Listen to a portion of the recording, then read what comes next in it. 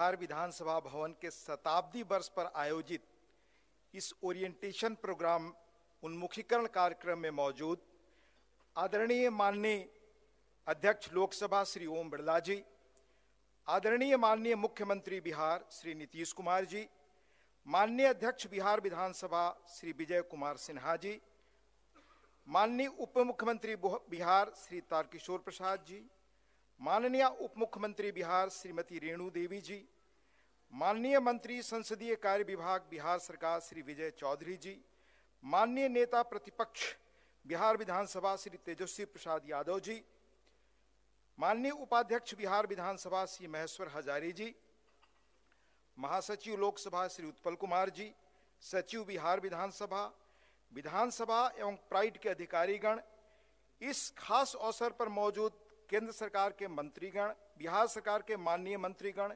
विधानसभा विधान परिषद के माननीय सदस्यगण, पूर्व विधायकगण एवं अनेक पुराने अनुभवी माननीय विधायकों और सांसदों को देख रहा हूं, जिनकी बातों से, हस्तक्षेप से आज भी मैं सीखता और समझने की कोशिश करता हूं राजनीति को। जननायक कर्पूरी ठाकुर जी की 34वीं पुण्यतिथि पर उनकी स्मृति को प्रणाम करते हुए मैं कुछ चीजें आपके समक्ष रखना चाहूंगा। दरअसल इस आयोजन का संदर्भ यह है कि यह बिहार विधानसभा भवन के शताब्दी वर्ष के अवसर पर हो रहा है। गवर्नमेंट ऑफ इंडिया एक्ट 1921 में प्रभावी हुआ। उसी के तहत उड़ीसा बिहार को पूर्ण राज्य का दर्जा व प्रोविंशियल लेजिस्लेटिव काउंसिल में निर्वाचित सदस्यों की संख्या बढ़ी। उसी वर्ष इस विधानसभा परिसर का निर्माण हुआ, जिसमें बिहार विधान परिषद की पहली बैठक 7 फरवरी 1921 को आयोजित की गई। तब वॉल्टर मॉट इस सदन के अध्यक्ष थे। गवर्नमेंट ऑफ इंडिया एक्ट 1935 के तहत बिहार एक अलग राज्य बना। इस भवन के आर्किटेक्ट A.M. मिलवुड थे, जिन्होंने इतालवी रिनासा, जो दुनिया में पुनर्जागरण के नाम से इटली का बौद्धिक पुनर्जागरण जाना जाता है, उसकी शैली में इस इमारत को बनाया। माननीय मुख्यमंत्री नीतीश कुमार जी को श्रेय है कि इस भवन का विस्तार जहां हम लोग बैठे हैं यह उन्होंने किया। इस अवसर पर आयोजित यह ओरिएंटेशन प्रोग्राम बिहार विधान मंडल के सदस्यों के लिए अत्यंत उपयोगी है। बिहार ऐसे कामों में पहले भी देश से कई चीजों में आगे प्रतिमान के रूप में काम करता रहा है। 2006 से अब तक, शायद 2011 में, फिर 2015-16 में, माननीय चौधरी जी बताएंगे, ऐसे कार्यक्रम आयोजित होते रहे हैं ताकि इनसे विधायकों को, हमारे विधान पार्षद सदस्यों को बहुत लाभ मिलता रहा है। मैं अपने संदर्भ में ऐसे कार्यक्रमों की उपयोगिता आपसे शेयर करना चाहूंगा। संभव है आपके लिए वो उपयोगी कुछ लगे। जो अनुभवी लोग हैं, हो सकता है उनके साथ क्षमा याचना के साथ कि वो इन चीजों को बहुत अच्छी तरह और जानते होंगे। मैं आदरणीय नीतीश जी के सौजन्य से सांसद बना 2014 में दिल्ली गया, पढ़ता था, जानने की कोशिश करता था। उसी क्रम में एक बार प्रणव बाबू से मिला। वह राष्ट्रपति थे और बहुत बारीकी से संसद की कार्यवाही पर नजर रखते थे। अद्भुत उनकी स्मृति थी और अद्भुत ज्ञान था संसदीय परंपराओं का। कुछ महीने हुए थे, हम जैसे मामूली और नए लोगों के कार्यक्रमों को भी उन्होंने देखा था, उन्होंने प्रोत्साहित भी किया। मैंने पूछा कि आपने कैसे, आपकी यह अद्भुत स्मृति और इतने रूल्स वगैरह को आप जानते हैं? तो उन्होंने एक किस्सा बताया जो बाद में मैं भूपेश गुप्त से लेकर अनेक लोगों के संस्मरण पढ़ा, उसमें मिला। उन्होंने कहा, जब मैं पहली बार सांसद बन करके आया तो शायद MC छागला, उन्होंने मुझे पहले यह सीख दी कि सुबह से शाम तक, जब तक विधायी प्रक्रिया चले, आप मौजूद रहें। व्यवहारिक ज्ञान से आप कानून से लेकर प्रक्रियाओं का, परंपराओं का जो जानकारी आप पाएंगे, वह पढ़ने से ज्यादा समृद्ध होगा।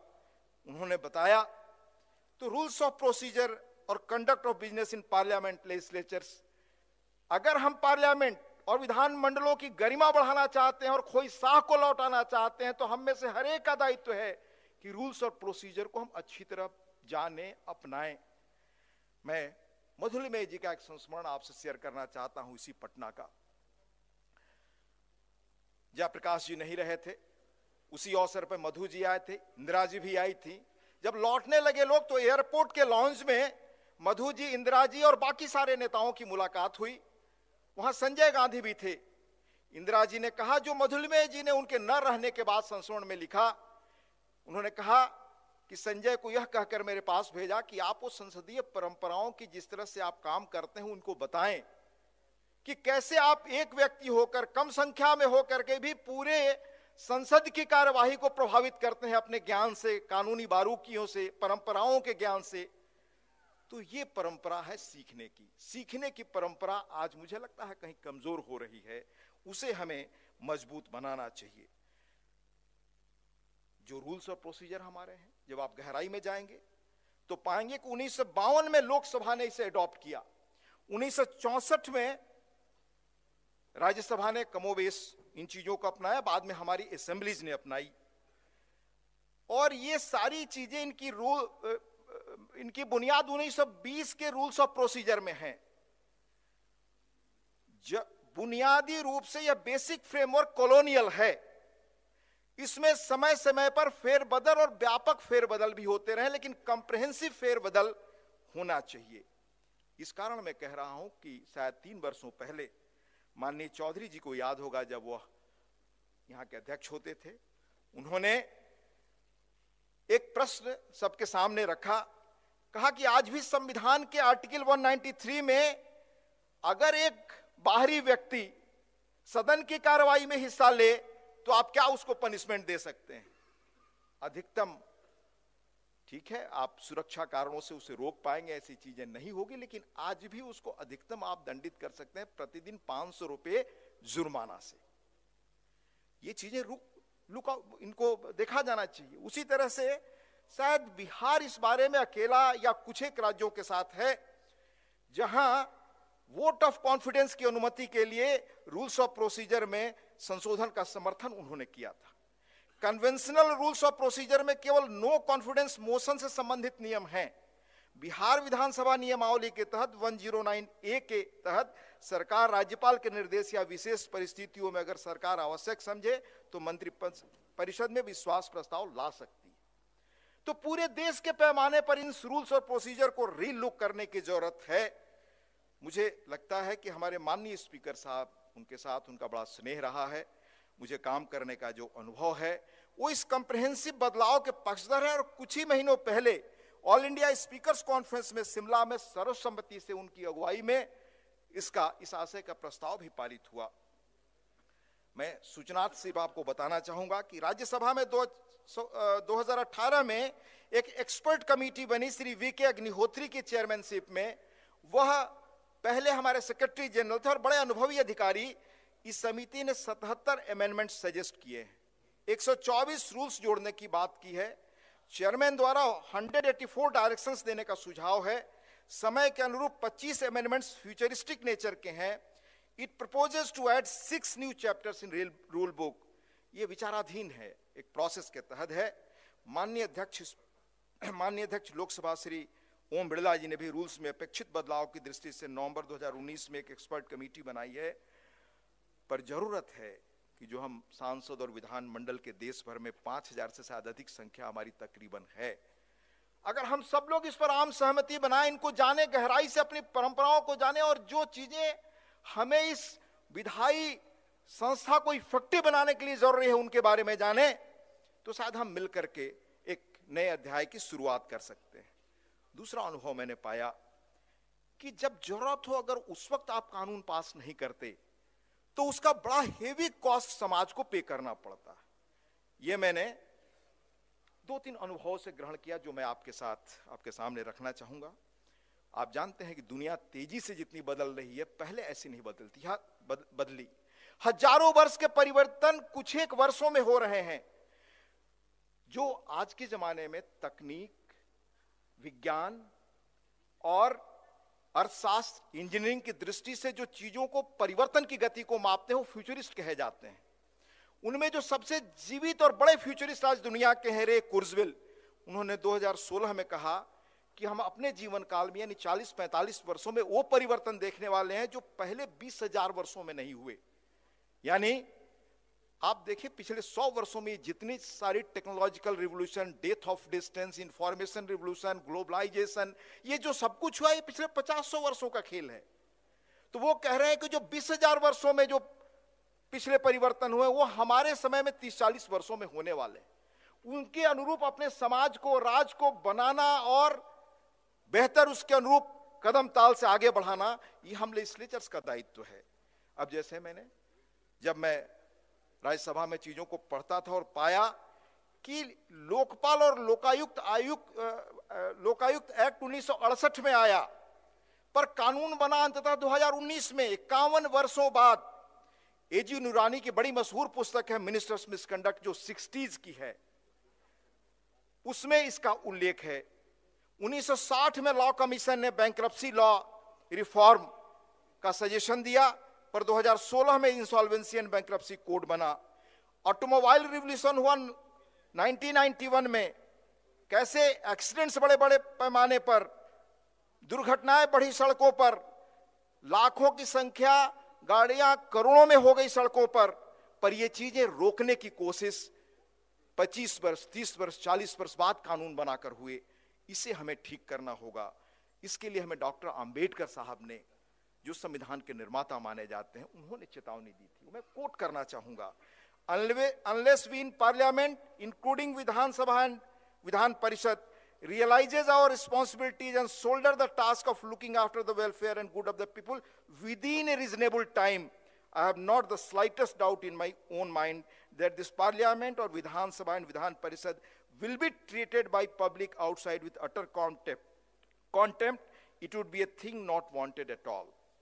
इसलिए हमें इन चीजों के बारे में सजग रहना चाहिए।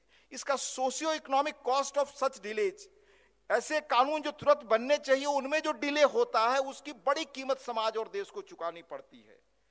आज दुनिया में डायनेमिक लेजिस्लेचर की बात हो रही है। जिस वेस्टमिनिस्टर मॉडल से हमने ब्रिटेन वगैरह से अपनी व्यवस्था ली, वहां आज फ्यूचरिस्टिक कानून कैसे समय से बने इसकी कोशिश हो रही है।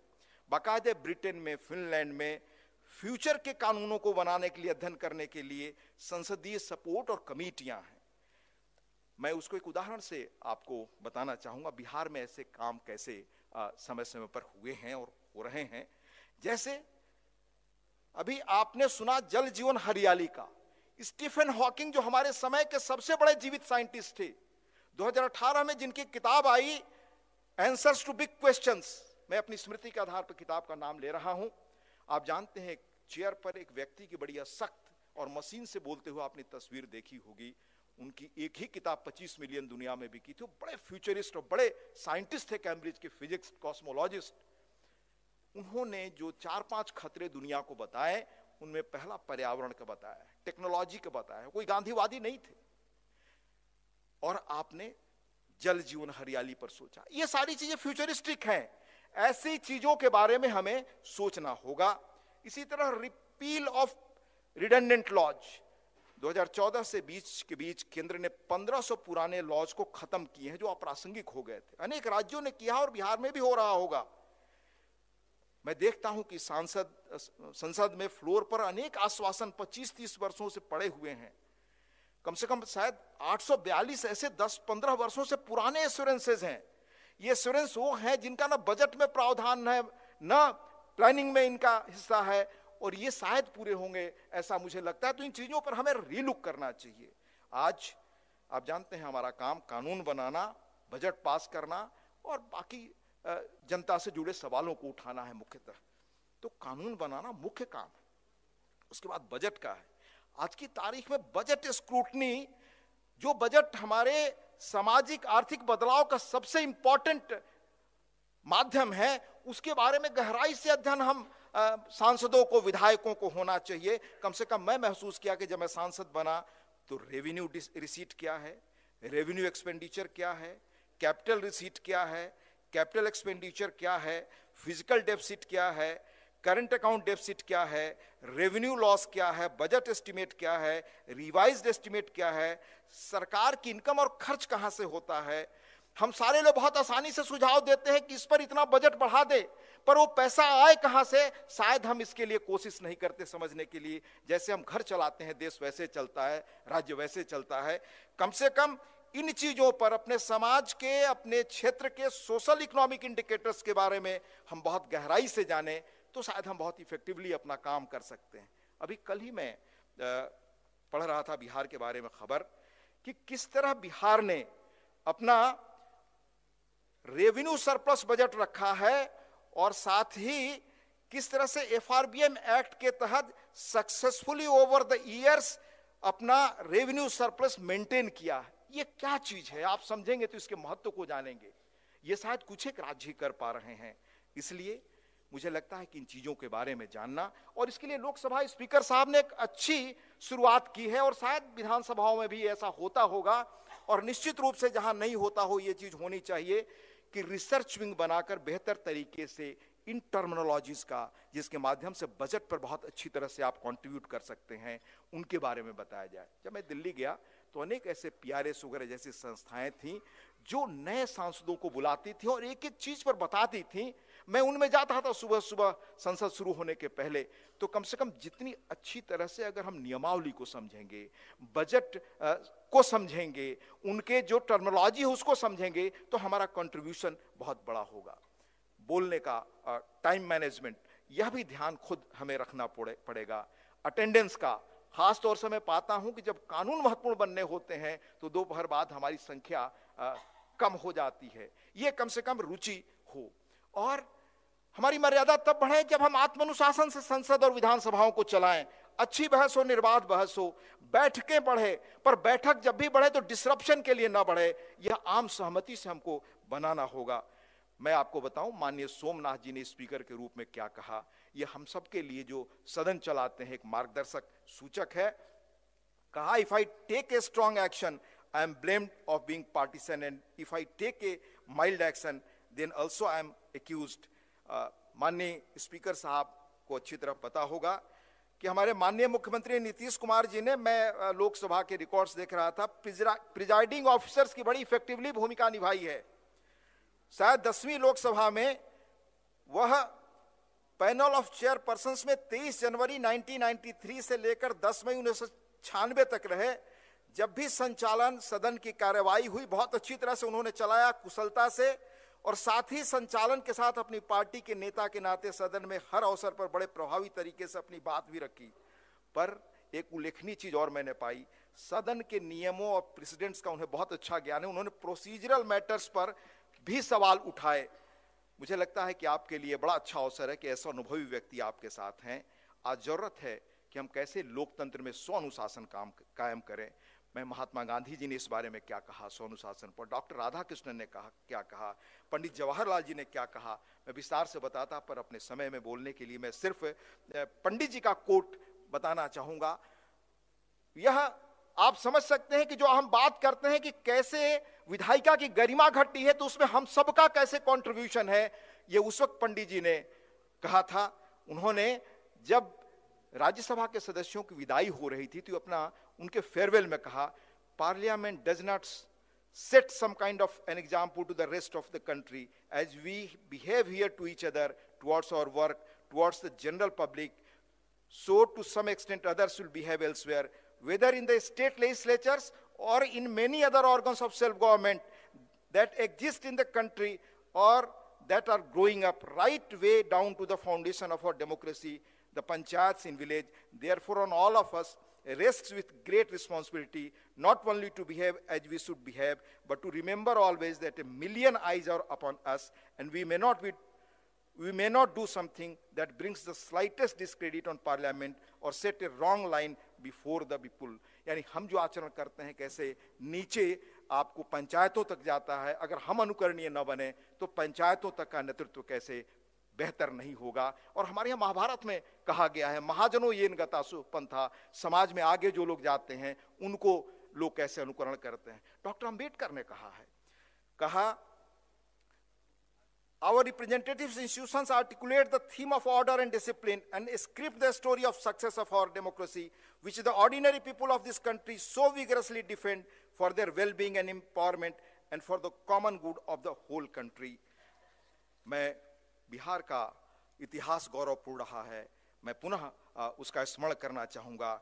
ये पुराने लोकतंत्र का पलड़ा, क्रेडिल ऑफ एंशिएंट डेमोक्रेसी कहा जाता है। लक्ष्मी गणराज्य 6th सेंचुरी BC, वैशाली में किस तरह से सभाओं में आम निर्णय होते थे, पहला गणतंत्र कैसे संवाद पर आधारित था, बौद्ध भिक्षु त्रिपिटक की रचना किस रूप में हुई, जनक के दरबार में अष्टावक्र कैसे गए, कैसे संवाद हुआ, शंकराचार्य मंडन मिश्र का यही का शास्त्रार्थ है, और जैन और बौद्ध परंपरा का विकास तो बिहार में ही हुआ है। धर्म, दर्शन, नैतिक जीवन शासन के महत्वपूर्ण पक्षों पर श्रेष्ठ शास्त्रार्थ और शास्त्रार्थ के मैनुअल इसी धरती पर बना। 150 AD में गौतम अक्षपाद के न्याय सूत्र में उल्लेख, 3 तरह का संवाद होता है। श्रेष्ठ संवाद, तार्किक बातें की जाए, पर्याप्त साक्ष्य के साथ की जाए, इसलिए कि विषय के मर्म तक आप पहुंच सकें। संविधान की परिकल्पना यही है जो बिहार की धरती से निकला। मैं बिहार की लेगेसी को स्मरण करते हुए 1-2 बात और कहकर अपनी बात खत्म करूंगा। कल ही हमने खबर पढ़ी कि 1200 वर्षों पुरानी एक बुद्ध की मूर्ति जो नालंदा के किसी गांव की थी, अभी इटली में, रोम में कहीं हमारे दूतावास को लोगों ने सौंपी है, जो पुरानी मूर्तियों को ढूंढकर लाने का काम चला। 1200 वर्ष पुरानी, बुद्ध के शायद बाएं हाथ में कमल का प्रतीक है। यह अद्भुत परंपरा ये बिहार की धरती की रही है। ब्रिटिश काल में भी विधानमंडलों में बिहार के लोगों की अग्रणी भूमिका रही है। लीजेंडरी विठल भाई पटेल जब इंपीरियल लेजिस्लेटिव असेंबली के पहले भारतीय अध्यक्ष थे, तो बिहार के श्री सच्चिदानंद सिन्हा इसके उपाध्यक्ष। संविधान सभा के वरिष्ठतम सदस्य पहले अध्यक्ष डॉक्टर सच्चिदानंद सिन्हा ही बने। फिर 11 दिसंबर 1946 को देश रत्न डॉक्टर राजेंद्र प्रसाद की संविधान सभा के स्थायी अध्यक्ष बने। इस तरह संविधान सभा के अंतरिम और स्थायी अध्यक्ष बिहार से ही हुए। संविधान सभा में बिहार से अनेक यशस्वी सदस्य रहे। बिहार विधानसभा, विधान परिषद में श्रेष्ठ डिबेट्स होते रहे हैं। मैं जिस पहले प्रोफेशन में था, मैं लिखवाता था कपिल देव बाबू से, और विधानसभा पर बहुत कुछ मैंने बजट से लेकर उनसे लिखवाया। यहाँ की परंपरा थी, लाइब्रेरी में आज ही मैं देख रहा था 50,000 पुस्तकें हैं रेयर, 1921 से दस्तावेज हैं, और सब बहुत चीजें डिजिटलाइज हुई हैं। इस तरह से यहाँ की संपदा है। पर एक ही समस्या शायद यहाँ भी है, जिसकी चिंता माननीय लोकसभा अध्यक्ष जिनका स्नेह मुझे मिलता है, उन्होंने वहां भी दिखाई कि हमारी लाइब्रेरी में आने वालों की संख्या घट रही है। मुझे लगता है कि अगर संपन्न डिबेट हमें करना है, तो जैसे बिहार में बहुत दिनों तक ये परंपरा थी, बहुत लोग आते थे, उसको हम कैसे वापस करें। अब मैं अंत में राजेंद्र बाबू के एक कोट के साथ अपनी बात खत्म करूंगा।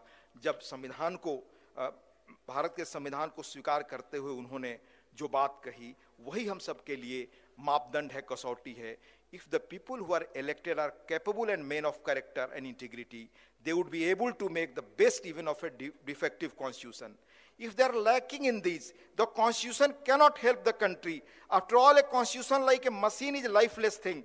It acquires life because of the men who control it and operate it. And India needs today nothing more than a set of honest men who will have the interest of the country before them. It requires men of a strong character, men who will not sacrifice the interest of the country at large for the sake of a smaller groups and areas, who will rise over the prejudice which are born of differences. ये राजेंद्र बाबू ने कसौटी कही थी, कैसे चरित्रवान लोग आए सामने और देश समाज को आगे ले जाएं। इसके साथ ही मैं आयोजकों को, माननीय अध्यक्ष बिहार विधानसभा, लोकसभा, प्राइड के अधिकारीगण, सबको मैं धन्यवाद देना चाहूँगा, और आप सभी लोगों को कि आपने धैर्य से सुना और मुझे इस गौरवशाली कार्यक्रम का हिस्सा बनने का अवसर दिया। नमस्कार, धन्यवाद।